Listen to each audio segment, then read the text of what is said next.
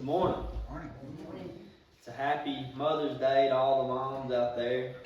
This isn't going to be a lesson dedicated to you, but I'm sure your family will make you feel loved after services for sure. But we're all grateful for all the things y'all do for us, and we're just happy that y'all are here and are able to do what y'all do. Today's sermon is titled, Be Still and Know I Will Be Exalted. You know, life's crazy sometimes, and you just kind of get sucked into it, and you don't always, have a clear mind to really just think about what you're doing sometimes. You're just going with the way that your life just pulls you. And honestly, I'd probably say we're one of the busiest generations yet. Not necessarily working hard compared to past generations, but just always moving, always going. You're never really just sitting in one place a lot. You don't stay at home a bunch. You just always got to be gone. And both parents work, jobs outside the house nowadays, and kids are covered up with extra activities, whether it be sports or band or whatever it is. Always taking kids somewhere, always working, and financial stress can get in the way. We've just become a busy generation that thinks that, if I'm not constantly doing something, I'm behind. I'm not keeping up with everybody. I'm not doing enough. But, sometimes we just gotta just be still, and just think, just be calm and relaxed. We're going to go to Psalms chapter 46. So if you would, turn with me there. We'll start at verse 1 and we'll go to 10. It says, God is our refuge and strength, a very present help in trouble. Therefore we will not fear, even though the earth be removed, and though the mountains be carried into the midst of the sea. Though its waters roar and be troubled, though the mountains shake in the swelling. There is a river whose streams shall make glad the city of God, the holy place of the tabernacle of the Most High. God is in the midst of her. She shall not be moved. God shall help her just at the break of dawn. Already, it's basically saying God is our refuge. So all these things that may overwhelm you or, just sometimes make you fearful. Sometimes you don't really know how to react to things, and, you can become scared. But God's there. God can't be moved. God will be there, so we should have faith in Him and enough not to be scared and have the strength to understand and get through these times that we are going to face. Verse 6 says, the nations raised and the kingdoms were moved. He uttered His voice and the earth melted. So, there's nothing that can confront God, nothing that can get in the way of God, because He's God and He can do whatever He wants. 7, the Lord of hosts is with us. The God of Jacob is our refuge. Come behold the works of the Lord, who has made desolations in the earth. He makes wars cease to end of the earth. He breaks the bow and cuts the spear in two. He turns the chariot into fire. Be still and know that I am God. I will be exalted among nations. I will be exalted in the earth. So, God will be exalted. He will be held one day to the highest position, and everybody's going to know it. A lot of people look past Him now, but one day they will have to face Him, and they will know that God is the highest power, and that, they probably should have been listening all this time. And also I think in this verse it's a little bit talking about we as humans and fleshly beings, we are deficient. When it comes to getting things done and doing things ourselves, we can't do most things. But the good thing about that is that leaves more room in us for God, who is all sufficient. He can do all these things, and He can get us through these things. And so the reason for us to be, not capable of a lot of things, it opens up that room for us to accept God into us and let Him do what He needs to do, but that's good for us. So it's not always a bad thing that we can't do everything ourselves. Sometimes we need help, and the only way for us to get help is because sometimes we're so stubborn is to just know that we can't do it, and then let God help us. Be still and know. That's the first point. Be still. Relax. To let fall, drop your guard, put no effort. To be still, you have to completely just even your mind. To really understand some things, you just have to let go and just quit worrying about every little thing going on in the world. We'll go to Exodus chapter 14.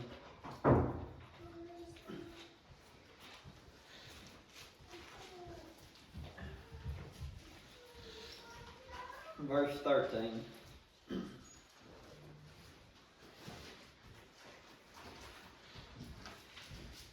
And Moses said to the people, "Do not be afraid. Stand still and see the salvation of the Lord." Stand still. Just look around. All that's on this earth that is what God has put here for everybody.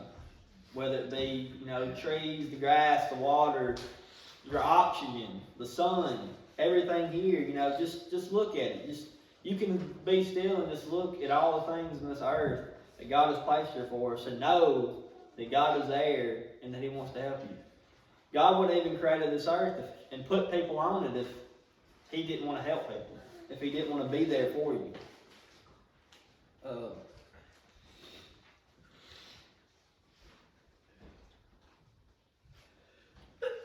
Which He will accomplish for you today.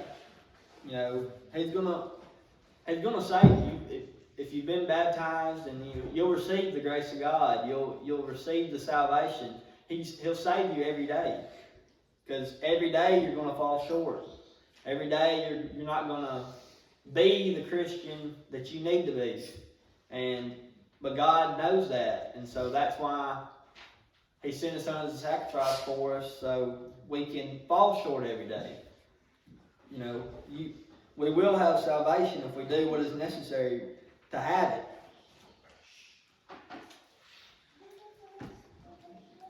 Which He will accomplish for you today. For the Egyptians whom you see today, you shall see again no more forever. And of course, it's talking about the children of Israel fleeing Egypt when they was in captivity. And the way I read it, put it in today's world, is one day we won't. Like if we, y'all might have a different definition or description for it, but I think that, one day if we have lived our lives right, this sin that we're fighting against all the time, eventually we won't have to worry about it no more. The sin that we see today, we won't have to see ever again. If we have lived our lives a good and faithful servant and have done everything that we have been told to do and needed to do, we won't have to face these problems anymore. Stand still and see the salvation of the Lord, like it said in here. Just be still. Just look around. Everything that has been put here is for our benefit. To help us. A lot of people don't, I do all the time. Whenever you live your life every day, you wake up every day, and this is routine, and you just forget to look around and take in all that's out there for us. It gets overlooked all the time. And life is busy. Life is busy, and a lot of times it takes these things away from you. Life takes time away from family a lot. Whether, we work, a lot of people's jobs require them just to work unreal hours. And nowadays, really to barely be able to buy anything because everything's so expensive. How can we know God if we don't slow down. If you don't take time in your life to even study the Bible, I know a lot of people don't read the Bible like they're supposed to. I know I don't. If you don't take time in your life, in your busy life, to, just do some of the basics that you know to do, like read the Bible, how are you really going to know God? You'll know things that you've been told before, but part of it is you have to find out for yourself. You can't just go off another sinner's word. And we expect students to pay attention to school, and we expect them to not be distracted. We should be the same. We should, pay attention to whenever we do get the chance, which we should always make a time for this. But if it's just not possible, pay attention whenever it is. Whenever you have this opportunity to learn, pay attention. You shouldn't be thinking about other things. You should be focused strictly on the Word of God and what it says. We're going to stay in Exodus, but we're going to go to chapter 18 and verse 11. It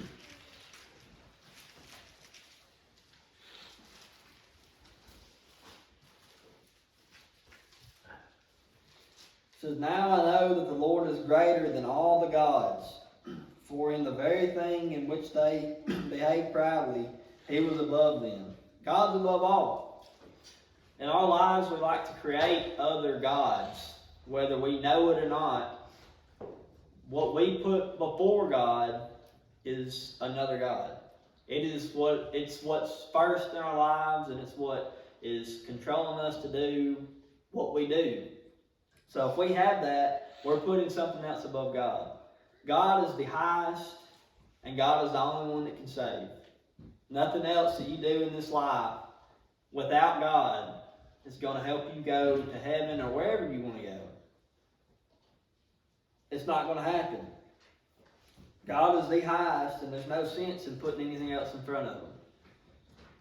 Because people put jobs in front of God. That's not going to save you. It'll help you while you're here, but you can't take any of it with you. And it says that God will provide anyway.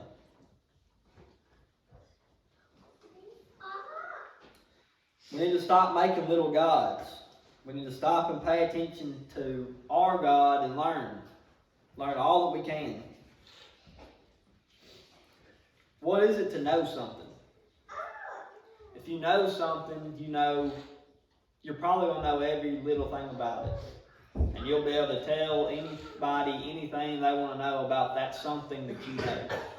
And that's how we need to be with the Bible, with our God. We have to know as much as we can about Him to understand. We're never going to be able to fully understand, but we have to understand to the best of our human mind can comprehend. Because you can't just go into something not knowing anything, because you'll just be walking around aimlessly, not knowing what to do. So you have to make an effort to learn everything you can. If you, at a job that you have, if you have a certain job, you want to know every little thing about that job, whether it be a lot of people just like to know things, or if it's for you to move up in the job. If you like something, you always want to know more about it. And that's how we need to be. A lot of times we don't, though, with the Bible and God's Word. We just go through the same old cycle, the routine, and come to church, and we sit and listen for a while, and then we forget all about it, and then we come back again Sunday. But if it's something that we really love, and we really want to make it to heaven one day, I'm sure we all do, then it's something we need to know and really understand. We're going to go back to Psalms chapter 100.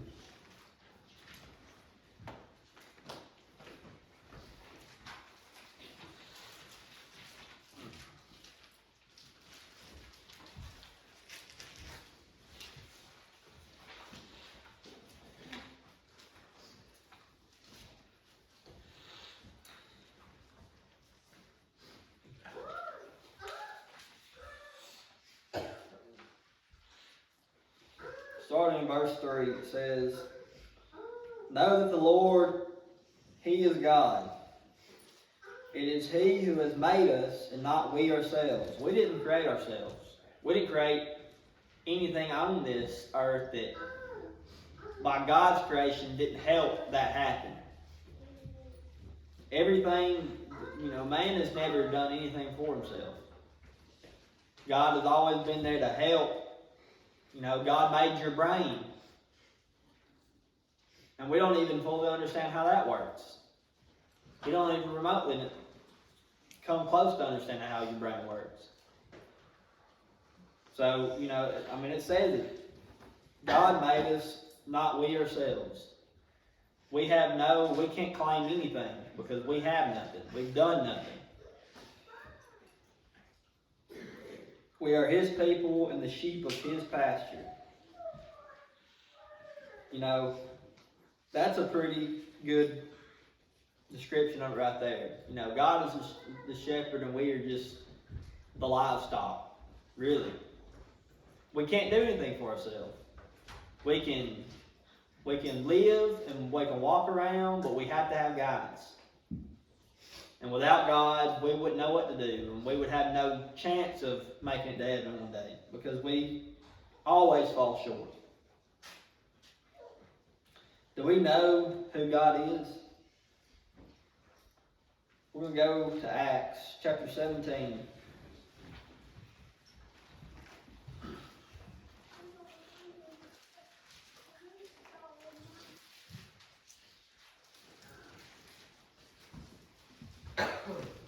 Verse 27. Really in here it's talking, Paul's addressing the men of Athens, and he's talking, because they have a statue there, a altar that says "to the unknown God." Basically saying, well, we don't really know God.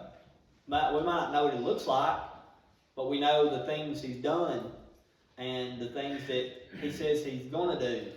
And so, that's good enough. You know God if you know these things. You don't have to see somebody to know Him. There's been people that could have pen pals. You talk and you know every little thing about them. You just don't really know what they look like. You still know that person. You don't have to see somebody to know somebody, because what's important is in their heart anyway. But 27 it says, "So that they should seek the Lord in the hope that they might grope for Him and find Him though He is not far from each of us. For in Him we live and move and have our being. As also some of our own poets have said, for we are also His offspring." So, we should want to be close to God.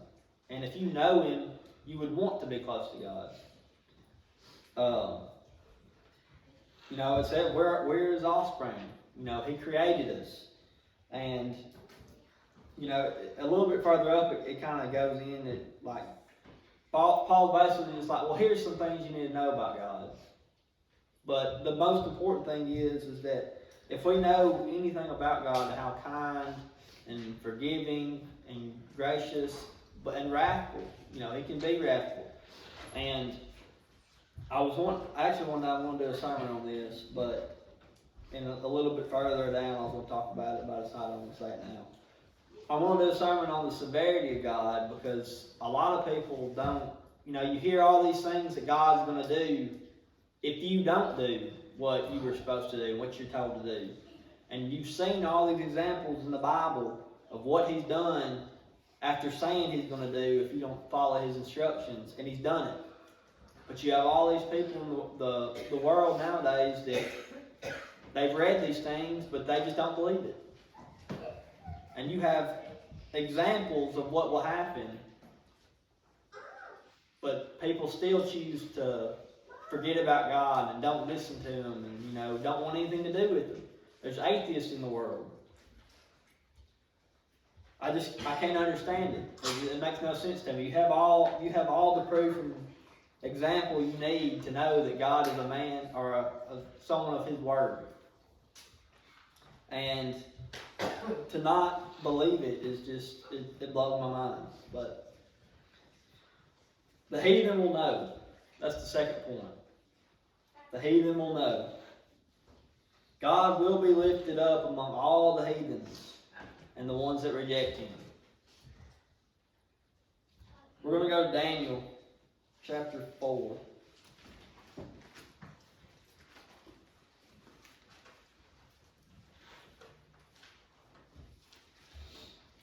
Starting in verse 1, we'll go to 3. It says, Nebuchadnezzar the king to all peoples, nations, languages that dwell in all the earth. Peace be amplified to you. I thought it good to declare the signs and the wonders that the Most High God has worked for me. How great are His signs and how mighty His wonders. His kingdom is everlasting kingdom, and His domain is from generation to generation.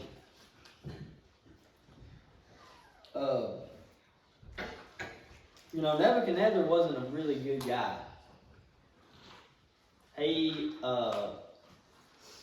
had this dream one time, and he didn't really understand it, so he wanted these wise men and just all people, it says magicians, come and try to tell him what his dream meant. And, they was like, well, tell us your dream, and maybe we can figure it out. But he wanted them to tell him what his dream was without, him going ahead and saying what it was about. And we'll say they couldn't do it. So he was going to have all of them killed. And then again, he had all these idols built, and if you didn't worship them, he would kill you, like Shadrach, Meshach, and Abednego. He threw them into the fiery furnace. But even him seeing what God did for Shadrach, Meshach, and Abednego, he realized that, there is a God and He is very powerful. And so even someone as bad as Nebuchadnezzar understood and, accepted God then, because he's seen the power of God. And then we'll go to Daniel chapter 3 and 28. It says, Nebuchadnezzar spoke, saying, Blessed be the God of Shadrach, Meshach, and Abednego, who sent His angel and delivered His servants who trusted in Him. And they have frustrated the king's word and yielded their bodies, and they should not serve and worship any god except their own God. Therefore I make a decree to any people, nation, or language which speaks anything amiss against God, the God of Shadrach, Meshach, and Abednego, shall be cut in pieces, and their houses shall be made an ash heap, because there is no other God who can deliver like this. And also that little piece about cutting to pieces and their house being an ash heap was also what he said whenever he was going to kill the wise men. But here Nebuchadnezzar, he's telling all the people, he's seen the fruit of being faithful to God. He knows the ally he has, especially being a king, that God brings. To have God and to worship God, He's going to be there for you. He can even stop you from dying in fire. So he's seen this, and that, it made him change his ways for a little bit, and then he falls back in, and then he tried to come back out. But regardless, he was a heathen. He didn't accept God, or at least our God, the true God. He accepted what he wanted to. And so finally, he saw the light, and he understood that he needed to change his ways. And that's what's going to happen to everybody. God will be lifted up. And back when I was talking about the severity of God, there's not going to be an atheist in hell. You won't find one. There will not be one. Because everybody is going to have to come to God first and be judged. And so even if you don't believe it, and what I don't understand about atheists is, to me, it takes more faith to be an atheist than it does to believe in God. To believe that there's just nothing there, I can't understand it. That would be harder on the mind to me than just accepting that God created everything. But there will be no atheist in hell. And we'll go to Romans chapter 14 and verse 11 for that.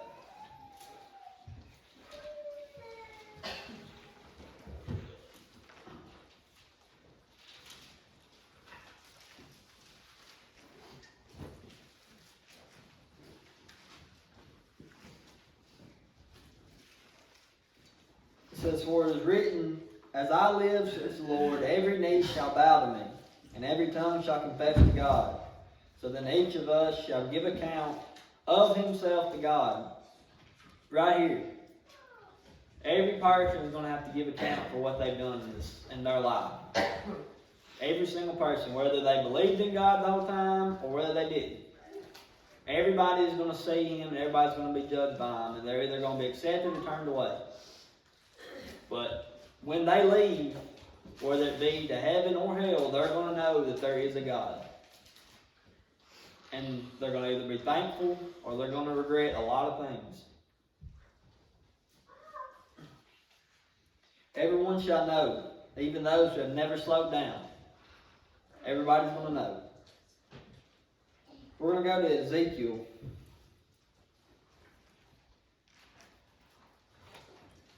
Chapter 36.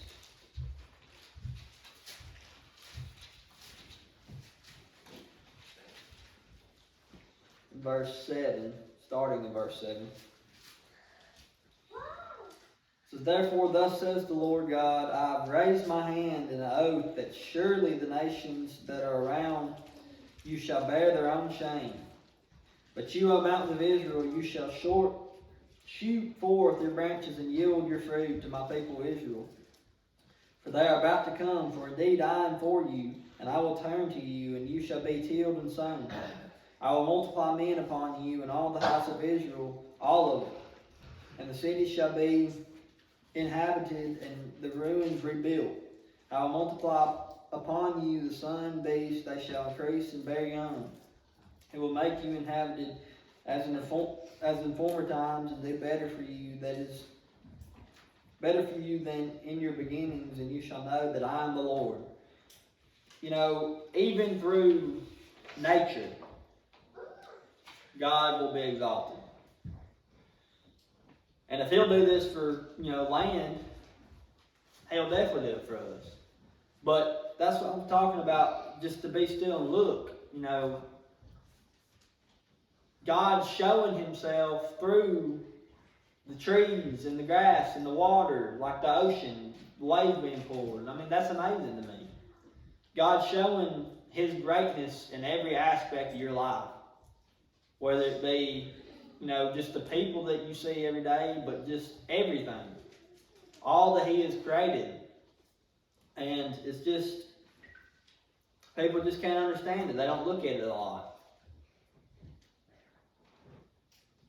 The power of God is all around us. We're going to go to Romans chapter 1. Try to go a little quicker.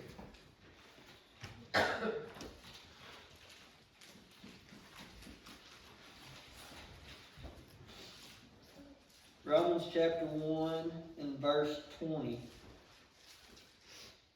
It says, "For since the creation of the world, his invisible attributes are clearly seen, being understood by the things that are made, even his eternal power of God and Godhead, so that they are without excuse." Like I said, it's all around, invisible or not. The things that you can see, the things you can't see. God is always showing he is God, and that he is the God. There's no one greater. He's showing how great he is with all these things he's done. And there is no excuse for us to see these things and still turn away from them. There's no excuse for it. Everything has a maker and a designer. Things don't just pop up and have not been created. It's just not a thing. Because of Genesis 1:31, and God saw everything that he had made, and behold, it was very good. God made everything. And we can't comprehend the human brain yet. God designed it. just like the grass knows when to grow. You know, how do you explain that? That meteors or whatever it was clashed together and it created everything, and that was how it is, and that was there. There's nothing there now watching over it. I don't understand. There's got to be someone there. Where does this instinct come from? It's clear to see that there's a higher authority in our lives. There's someone there that is keeping us afloat, keeping this world afloat. You know, it's not just been left alone. There's someone still there watching over us and looking out for us. And it's God. We're going to go to Hebrews chapter 1. In verse 3.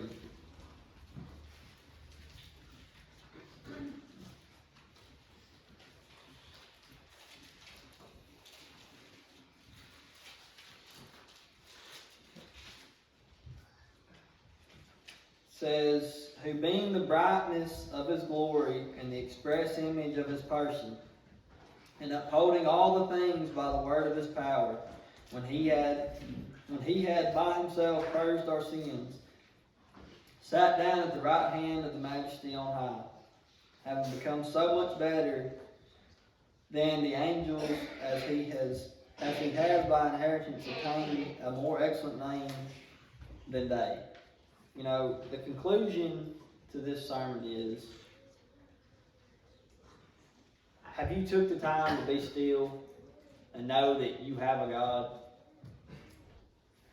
And know the sacrifice that, you know, it talked about here in I read in Hebrews, the sacrifice that was made for us to be able to enjoy all the things of this earth. Because if that sacrifice wasn't made, how would you be able to enjoy your life as it is now? And know that there was no chance for you to make it to heaven with God that created all these things. Have you took the time in your life to really sit down and think about it, and to just maybe realize that you need to cut some things out of your life to make time for God, to understand things more, so you can make your life easier and hopefully make other people's lives easier? If you can't look at the world and know that there's a God, then you will not be exalted. So today, if you were here and, you know, life's just been too busy for you, and you just don't feel like you don't have the time, I promise you do have the time. And if you know, just don't know what to do, we can help, we can study with you, we can help you find the answers you need. Or if you've never been a child of God and you would like to do so today, if you would please come as we stand and sing.